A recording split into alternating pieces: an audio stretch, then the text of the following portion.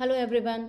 The today's topic is recursion. Recursion ऐसा function जो अपने आप को कॉल करता है, ऐसा फंक्शन जो बड़े प्रोग्राम को छोटे छोटे पार्ट में डिवाइड करता है, उनको सिंपल बनाता है और फिर उन प्रॉब्लम्स को सॉल्व करता है।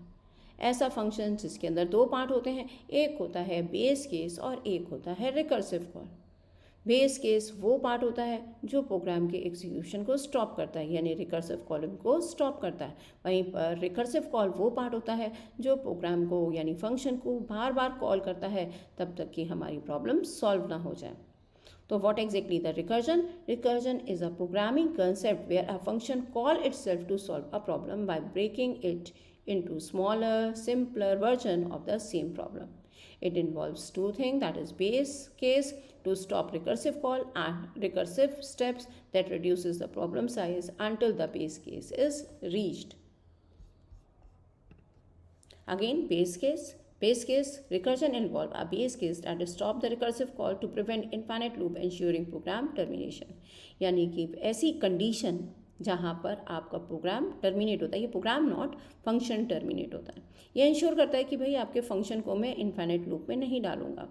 वहीं पर रिकर्सिव कॉल आपके फंक्शन को बार बार कॉल करता रहता है जब तक कि आपकी प्रॉब्लम सॉल्व नहीं हो जाती। हमारे पास टू टाइप के रिकर्जन्स होते हैं, एक होता है डायरेक्ट रिकर्जन और एक होता है indirect recursion. When a function call itself directly from inside, यानी कि ऐसा फंक्शन जो अपने आप को ही कॉल कर लेता है, such functions are called direct recursive function. और indirect when a function call another function and if this function call the first function again, यानी कि मैंने किसको कॉल करा, मैंने दूसरे को कॉल करा और दूसरे ने मुझे फिर से कॉल कर लिया, ऐसे फंक्शन को हम कहते हैं indirect recursion. Let have an example कि कैसे दिखाई देते हैं। अगर सपोज करते हैं कि मैंने एक फंक्शन बनाया फंक्शन 1 और मैंने फंक्शन 1 में ही फंक्शन 1 को कॉल कर लिया, और ऐसा रिकर्जन कहलाता है डायरेक्ट रिकर्जन। वहीं पर अगर मैंने फंक्शन कैसा बनाया, मैंने फंक्शन बनाया फंक्शन 1 और फंक्शन 1 ने किसको कॉल करा, उसने कॉल करा फंक्शन 2 को, यानी और फंक्शन 2 जब बनने लगा तो फंक्शन 2 ने किसको कॉल कर लिया, फंक्शन 2 ने फंक्शन 1 को कॉल करा। अगर इस टाइप का रिकर्जन है तो ऐसा रिकर्जन है इनडायरेक्ट रिकर्जन। तो there are two type of recursion. First है आपका कौन सा, direct recursion, when a function call itself directly from inside.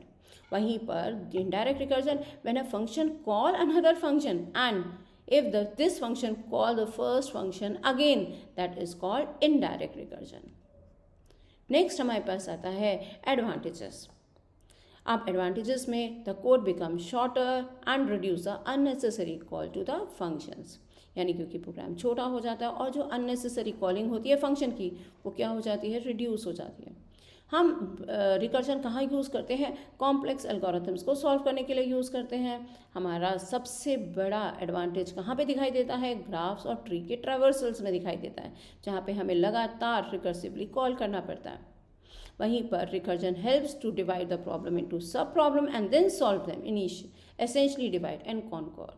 आपका क्या करता है, अगेन वही बात, प्रोग्राम को छोटे छोटे पार्ट में डिवाइड करता है और प्रॉब्लम्स को सॉल्व करता है।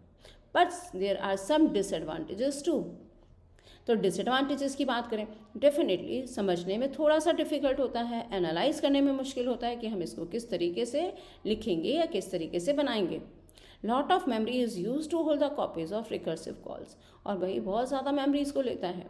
टाइम कॉम्प्लेक्सिटी इसकी बढ़ जाती है, और सबसे बड़ा डिसएडवांटेज है कि रिकर्सिव फंक्शन जो है वो स्लोअर होते हैं कंपैरेटिव टू आइट्रेशन, यानी अगर आप लूप लगाते हो तो रिकर्सिव कॉल्स उनको स्लोअर बना देते हैं, यानी अगर आप रिकर्जन से काम कर रहे हो तो रिकर्जन जो है वो स्लोअर होते हैं कंपैरेटिव टू लूप। लेकिन फिर वही बात कि हमारी प्रोग्राम्स को क्या करते हैं, जो बड़े बड़े प्रोग्राम्स होते हैं जहाँ पे ग्राफ ट्रीज होते हैं, वहाँ पर जहाँ पे रिकर्सिवली कॉल करना होता है, वहाँ पर ये सबसे बड़ा एडवांटेजेस का काम करते हैं।